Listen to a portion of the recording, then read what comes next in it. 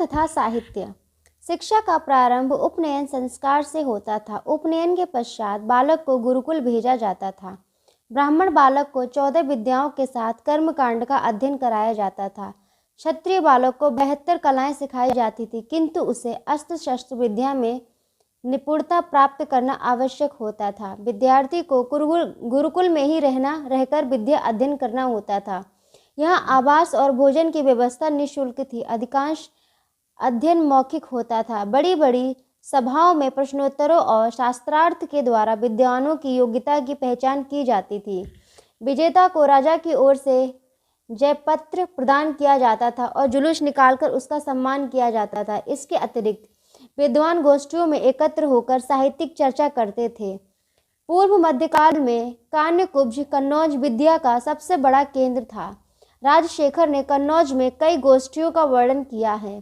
राजशेखर ने ब्रह्म सभा की भी चर्चा की है। ऐसी सभा उज्जैन और पाटलिपुत्र में हुआ करती थी। इस प्रकार की सभाएं कवियों की परीक्षा के लिए उपयोगी होती थी।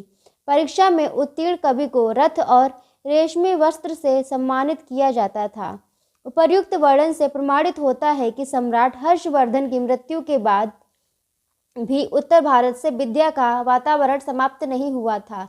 गुर्जर प्रतिहार शासक स्वयं विद्वान थे और वे विद्वानों को राज्याश्रय भी प्रदान करते थे।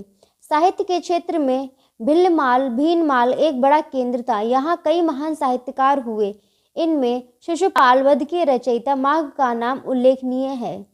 माघ के वंश में 100 वर्षों तक कविता होती रही और संस्कृत और प्राकृत में कई ग्रंथ रचे गए। विद्वानों ने उसकी तुलना कालिदास, भारवी तथा दंडी से की है। माघ के ही समकालीन जैन कवि हरिभद्र सूरि हुए।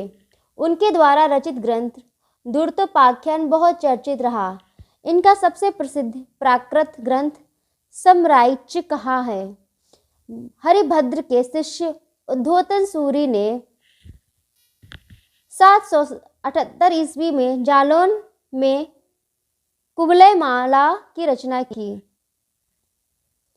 मिहिर भोज के दरबार में भट्ट धनिक का पुत्र बालादित्य रहता था, जिसने ग्वालियर प्रशस्ति जैसे प्रसिद्ध ग्रंथ की रचना की थी। इस काल के कवियों में राजशेखर की प्रसिद्धि सबसे अधिक थी। उसकी अनेक कृतियां आज भी उपलब्ध हैं। कवि और नाटककार राजशेखर सम्राट महेंद्रपाल प्रथम का गुरु था।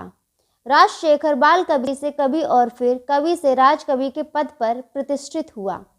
इसी दौरान कर्पूर मंजरी तथा संस्कृत नाटक बाल रामायण का प्रणयन किया गया।